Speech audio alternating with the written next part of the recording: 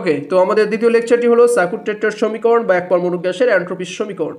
তো আমরা এই কোশ্চেন দেখেই কিন্তু বুঝতে পারছি যে এখান থেকে এন্ট্রপির একটা সমীকরণ আসবে, ঠিক আছে। আর সেই এন্ট্রপিকে আমরা জানি সবসময় বড় হাতের এস দিয়ে প্রকাশ করা হয়। তো একে আবার কি বলা যায়, এই এক পরমাণু গ্যাসের এন্ট্রপির সমীকরণ। আমি একটু ছোটভাবে তোমাদেরকে ব্যাখ্যাটা তুলে ধরি, দেখো। অর্থাৎ যে সাকুট-টেট্রার সমীকরণটা কিভাবে আসলো বা সাকুট-টেট্রার সমীকরণটা মূলত কি, সেই সম্পর্কে দু একটা কথা তোমরা না জানলেও হয় না। সেটা হলো এক পরমাণু গ্যাসের জন্য, কয় পরমাণুক, এক পরমাণু গ্যাসের জন্য জার্মান ভৌত রসায়নবিদ অটো সাকুর এবং হুগো মার্টিন টেট্রড কি করেন, 1912 সালে যে সমীকরণ প্রতিষ্ঠা করেন তাকেই বলা হয় সাকুট-টেট্রার সমীকরণ। ওকে, আমি আবারও বলি, এক পরমাণু গ্যাসের জন্য পরিসংখ্যানীয় বলবিদ্যার আলোকে, যেহেতু আমাদের চ্যাপ্টারটার নামই পরিসংখ্যানীয় বলবিদ্যা, তো এক পরমাণু গ্যাসের জন্য পরিসংখ্যানীয় বলবিদ্যার আলোকে জার্মান ভৌত রসায়নবিদ অটো সাকুর আর হুগো মার্টিন টেট্রড 1912 সালে যে সমীকরণ দেন তাকে সাকুট-টেট্রার সমীকরণ নামে অভিহিত করা হয়। তাহলে আমরা এখন দেখব সাকুট-টেট্রাটা কিভাবে বের করতে হয় বা প্রতিপাদন করতে হয়। তো আমাদের কাজ হচ্ছে, শুরুতেই আমরা এন্ট্রপি আর পার্টিশন ফাংশনের মধ্যে সম্পর্কযুক্ত এই সমীকরণটাকে মুখস্থ করে নিব, ঠিক আছে। আমাদের পরবর্তীতে এখনো আসবে এন্ট্রপি পার্টিশন ফাংশনের সমীকরণটা কিভাবে প্রতিপাদন করতে হয়। তো সে পর্যন্ত যাওয়ার আগে আমরা আপাতত কি করব, তাদের সমীকরণটাকে মুখস্থ করে রাখতেই হবে, না হলে আমাদের কিন্তু এই থিওরিটা প্রতিষ্ঠা করা যাবে না। তো সমীকরণটা কি, S equal to R ln Q by N plus T into del ln Q by del T V plus 1, এটাকে আমরা ধরে নিলাম 1 নম্বর সমীকরণ। তো দেখো, যেহেতু এক পরমাণু পদার্থের কোনো ঘূর্ণন কম্পন শক্তি থাকে না, ঘূর্ণন শক্তিও থাকে না, কম্পন শক্তিও থাকে না কাদের, এক পরমাণু পদার্থে, তাহলে তার থাকবে কি, একমাত্র স্থানান্তর শক্তি থাকতে পারে। যেহেতু ঘূর্ণনও নেই, কম্পনও নেই, তাহলে একমাত্র স্থানান্তর শক্তি থাকতে পারে। তাহলে আমরা যদি এখন এই 1 নম্বর সমীকরণটাকে একটু কি করতে পারি, এই এন্ট্রপিকে যদি একটু স্থানান্তর এন্ট্রপি হিসেবে প্রকাশ করি, তো স্থানান্তরের ইংলিশ কিন্তু ট্রান্সলেশনাল, ঠিক আছে। ট্রান্সলেশনাল মানে স্থানান্তর, অর্থাৎ যার প্রথম অক্ষর হচ্ছে টি। তাহলে এই এন্ট্রপিকে যখন আমরা স্থানান্তর এন্ট্রপি হিসেবে লিখবো, তাহলে এস কি হয়ে যাবে, এস টি। আর এই যে কিউ দেখছো, কিউ হয়ে যাবে কি, কিউ টি, ঠিক আছে। আর এখানেও কিউ হয়ে যাবে কিউ টি, আর সবগুলো কিন্তু সেম টু সেম থাকবে, আর কোনো চেঞ্জ নেই। তো আমরা যদি এখন এখানে কাকে কি বলে একটু জেনে নেই, দেখো আর কে বলা হয় কি, মোলার গ্যাস ধ্রুবক। আর এস জানি এন্ট্রপি, আর এস টি মানে হচ্ছে ট্রান্সলেশনাল এন্ট্রপি বা স্থানান্তর এন্ট্রপি। এই যে এন, এটি এ হচ্ছে অ্যাভোগাড্রোর সংখ্যা, ঠিক আছে। আর এই যে বড় হাতের টি, এ হলো তোমার পরম তাপমাত্রা, ঠিক একইভাবে এখানেও পরম তাপমাত্রা আছে। আর এই যে কিউ, কিউ কি বলতো, কিউ কিন্তু আমাদের সেই পার্টিশন ফাংশন। আর কিউ টি যখন বলবে তখন কি হয়ে যাবে, স্থানান্তর পার্টিশন ফাংশন। তো আমাদের শুধুমাত্র টিটা কার ক্ষেত্রে হবে, এন্ট্রপির ক্ষেত্রে হবে আর পার্টিশন ফাংশনের ক্ষেত্রে হবে। তো এটাকে আমরা ধরে নিলাম 2 নম্বর সমীকরণ। এখন আমাদের লাগবে হচ্ছে, দেখো এইখানে কিউ টি এর মানটা বের করতে হবে, আর এই যে অংশটা দেখছো del ln Q T by del T V, এই মানটা বের করব। এই দুইটা মান যদি তুমি বের করতে পারো, তাহলে তোমার সাকুট-টেট্রার সমীকরণ প্রতিপাদন হয়ে যাবে। আর কোনো কাজ নেই এখানে, জাস্ট তোমাকে দুইটা মান বের করে এই 2 নম্বর সমীকরণে বসিয়ে দিতে হবে। একটা হলো কিউটি এর মান বের করে এখানে বসিয়ে দিবা, আর একটা del loan Q T by del T V এর মান বের করে এখানে বসিয়ে দিবা, তাহলে তোমার সমীকরণ ক্লিয়ার। তো আমরা প্রথমে এই কিউটিকে বের করব। কিভাবে বের করব, দেখো আমরা জানি কিউ হচ্ছে কি, পার্টিশন ফাংশনের সমীকরণ। তাহলে কিউ টি যখন বলবে তখন অবশ্যই টি থাকার কারণে ট্রান্সলেশনাল বা স্থানান্তর পার্টিশন ফাংশন হচ্ছে। তো আমরা সেই স্থানান্তর পার্টিশন ফাংশনের সমীকরণটা এখানে লিখব। দেখো, স্থানান্তর পার্টিশন ফাংশনের সমীকরণ আমরা জানি, যদিও তোমরা এখনো জানো না, কারণ আমি এখনো পর্যন্ত তোমাদের এই সমীকরণটা করাইনি। যখন আমি তোমাদের করাবো তখন তোমরা ওখান থেকে এরকম একটা সূত্র শেষমেশ বা প্রতিপাদন এরকম একটা পেয়ে যাবে। তো আপাতত মুখস্থ করে রাখো, স্থানান্তর পার্টিশন ফাংশনের সমীকরণ হচ্ছে Q T equal to 2 pi m k T power 3/2 by h cube গুণ ভি। এটাকে ধরে নাও 3 নম্বর সমীকরণ, ঠিক আছে। এখন এই 3 নম্বর সমীকরণে উভয় পাশে লন প্রয়োগ করো, তো কিউটি হয়ে যাবে লন কিউটি। এখানে যখন লন নিবা, দেখো আমরা জানি লনের ক্ষেত্রে পাওয়ার কি আসে, লনের বাম পাশে চলে আসে, এই জন্য লনের এই 3/2 পাওয়ার লনের বাম পাশে চলে আসলো। এখন দেখো এইখানে এই যে টি দেখছো না, এ কিন্তু ভ্যারিয়েবল, ঠিক আছে। অর্থাৎ টি তাপমাত্রা সবসময় পরিবর্তনযোগ্য, অর্থাৎ এদেরকে ডিফারেন্সিয়েট করা যায়, এই জন্য ওদেরকে আমরা একটু আলাদা করে লিখবো। যারা ভ্যারিয়েবল হবে তাদেরকে আলাদা লিখবো, আর যারা কনস্ট্যান্ট তাদেরকে আমরা আলাদা লিখবো। তো টি ভ্যারিয়েবল হওয়ার কারণে টিকে আমরা একটু আলাদা করে নিলাম। তো পাওয়ার 3/2 টিও পাবে, লনও কিন্তু টি পাবে, প্লাস এবার এদের সাথে যারা তোমার কনস্ট্যান্ট আছে তাদের সাথে লন অ্যাটাচ করে দাও, ln 2πm k power 3/2 by h cube গুণ ভি, এটাকে ধরে নাও 4 নম্বর সমীকরণ। তো আমাদের এইখান থেকে দেখো আমরা একটা কিউটি এর যে ভি আছে, ঠিক আছে, এখান থেকে ভি আমরা 3 নম্বর সমীকরণ কেন ধরলাম, কারণ এখান থেকে আমাদের ভি এর একটা মান শেষমেশ আমরা পাবো, তো সেই জন্য আমরা এই সমীকরণটাকে 3 ধরেছি। তো আপাতত তোমরা এটাই খেয়াল করে রাখো। ওকে, তো এখন যদি আমরা এই 4 নম্বর সমীকরণে কি করব, স্থির আয়তনে অর্থাৎ এই যে স্থির আয়তন ভি তাপমাত্রার সাপেক্ষে, তাপমাত্রা কি ডেল্টি এর সাপেক্ষে ব্যবকরণ করব এই সমীকরণটা, ঠিক আছে। আবারও খেয়াল করো, এই সমীকরণটাকে আমরা কি করছি, স্থির তাপমাত্রা তাপমাত্রা এবং স্থির আয়তনের সাপেক্ষে এই সমীকরণটাকে ব্যবকরণ করছি, ঠিক আছে। তো তাপমাত্রার সাপেক্ষে মানে কি টি এর সাপেক্ষে ব্যবকরণ করবো, তাহলে টি থাকবে, টিকে ডিফারেন্সিয়েট করা যাবে, বাকিগুলো কি হয়ে যাবে, জিরো হয়ে যাবে, যেহেতু টি এর সাপেক্ষে করছি। তাহলে দেখো লন কিউটিকে করলে হয় del loan Q T by del T V equal to 3/2, তো সংখ্যা যেভাবে আছে ওভাবে থেকে যাবে। লন টিকে তো আমরা জানি লন এক্সকে ডিফারেন্সিয়েট করলে হয় 1/x প্লাস এই অংশটাকে ডিফারেন্সিয়েট করলে কি হয়ে যাবে, জিরো হয়ে যাবে, কারণ এরা কিন্তু সব কনস্ট্যান্ট হিসেবে কাজ করছে, ঠিক আছে। তাহলে আমাদের মানটা থাকে কি 3 × 1 মানে 3, নিচে থাকে 2t, তাহলে এর মান হচ্ছে 3/2t, এটাকে আমরা ধরে নিলাম 5 নম্বর সমীকরণ।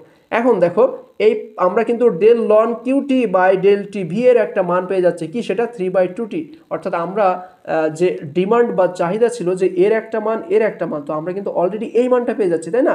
আমাদের এই কিউটি এর মানটাও আছে, শুধুমাত্র এখান থেকে ভি এর একটা মান আমরা বসিয়ে দেবো। সেই ভি এর মানটা কি দেখো, আমরা জানি যে 1 মোল আদর্শ গ্যাসের ক্ষেত্রে পিভি ইকুয়াল টু এনআরটি। এটা কিভাবে আসে দেখো, আমরা সিম্পলি আদর্শ গ্যাসের সূত্র জানি পিভি ইকুয়াল টু এনআরটি, ঠিক আছে। তো যদি 1 মোল বলে তাহলে এন তো আউট হয়ে যাবে, তাই না। 1 মোল মানে কি এন এর মান 1, তাহলে থাকে কি পিভি ইকুয়াল টু আরটি। এই জন্য দেখো এখানে লিখেছি 1 মোল আদর্শ গ্যাসের ক্ষেত্রে পিভি ইকুয়াল টু আরটি বা V equal to RT by P. তাহলে তো আমরা ভি এর একটা মান পেয়ে যাচ্ছি, তাই না। এই ভি এর মানটাই আমরা কিন্তু এই যে 3 নম্বর সমীকরণ আছে না, এইখানে বসিয়ে দিব, ঠিক আছে। এইখানে এই ভি এর জায়গায় আমরা কি বসাবো, আরটি বাই পি। তো বসালে আমাদের ঠিক সমীকরণটা এইভাবে আসে। এটাকে আমরা ধরে নিলাম 6 নম্বর সমীকরণ। তাহলে আমাদের এখন কিউটিও পাওয়া শেষ, del loan Q T by del T ভিও পাওয়া শেষ। তো এই দুইটা মানকেই আমরা কি করব, এই যে 2 নম্বর সমীকরণের এই দুইটা অংশে বসিয়ে দিব। তো তোমরা বসিয়ে দাও অলরেডি। এর জায়গায় বসাবো হচ্ছে তোমার 3/2t, আর এই কিউটি এর জায়গায় কি করবা, এই সমীকরণটা তোমরা বসিয়ে দিবা। এই যে 2πm/2 power 3/2 by h cube গুণ আরটি বাই পি, পুরো অংশটাই কিন্তু তোমরা ওই কিউটি এর জায়গায় বসিয়ে দিবা। তো বসালে সমীকরণটা কেমন আসে দেখো, এই যে টি ইন্টু তোমার যে del loan Q T by del T V ছিল তার জায়গায় আমরা 3/2t বসিয়ে দিলাম, সাথে প্লাস 1 ছিল সেটা রেখে দিলাম, তারপর তোমার লন ছিল প্রথমে সেটাও রেখে দিচ্ছি। তোমরা অবশ্যই এইটা দেখার সময় তোমাদের লেকচারে 2 নম্বর সমীকরণটার দিকে বারবার তাকাবে, তাহলে বুঝতে পারবা, ঠিক আছে। তো লন রেখে দিলাম, এরপর কিউটি এর জায়গায় আমরা বসাবো 2πm/t power 3/2 by h Q, নিচে ছিল এন, সেই এনকে আমরা এখানে রেখে দিলাম, গুণ ভি এর জায়গায় বসাবো আরটি বাই পি। তো এইটা কিন্তু আসলে এভাবে বলে বোঝানো যায় না, তোমরা অবশ্যই 2 নম্বর সমীকরণটার দিকে বারবার তাকাবা এবং মানগুলো আমি কিভাবে সেট আপ করছি সেটাও তোমরা নিজেরা খেয়াল করবা, তাহলে এটা ইজি হয়ে যাবে। তো এখন আমরা দেখো এই টিআরটি কিন্তু কেটে যায়, তাই না, টিআরটি কেটে যায়, তাহলে এখানে থাকে কি 3/2 আর এখানে থাকে +1। তো 3/2 + 1 ক্যালকুলেশন করলে কিন্তু অ্যান্সার আসে 5/2, ঠিক আছে। 3/2 + 1 একে ক্যালকুলেশন করো, তাহলে অ্যান্সার আসে কি 3 + 2 অর্থাৎ 5/2। তাহলে আমরা এই 3/2 + 1 কে না লিখে কিভাবে লিখবো, যে +5/2। ওকে, তাহলে S T equal to R ln 2πm/t 3/2 RT by, আমরা এখন কি করলাম, ওই যে আরটি বাই পি ছিল ওটাকে আমরা প্রথম রাশির সাথে একসাথে গুণ করে দিচ্ছি, ঠিক আছে। আরটি এর সাথে লনের অংশটা গুণ করে দিচ্ছি উপরের অংশটা, আর পি এর সাথে নিচের অংশটা গুণ করে দিচ্ছি, +5/2। এখন দেখো এই লনকে আমরা একটু আলাদা করে দিব, ঠিক আছে। কিভাবে, এইখানে এই যে ভর এম একে আলাদা করব, তাপমাত্রা টি একে আলাদা করব, চাপ পি একে আলাদা করব, আর বাকি যেগুলো থাকবে তাদেরকে আমরা সব কনস্ট্যান্ট হিসেবে ডান সাইডে পাঠিয়ে দিব।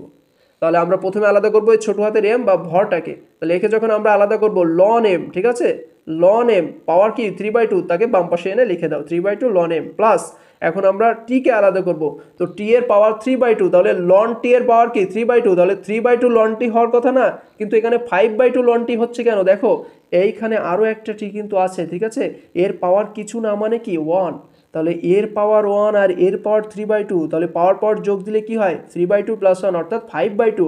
তো টি দুইটার পাওয়ার একত্রিত করলে কি হয় টি পাওয়ার 5/2, সেই 5/2 কিন্তু বাম পাশে চলে আসছে আর এই লনটি বসে যাচ্ছে।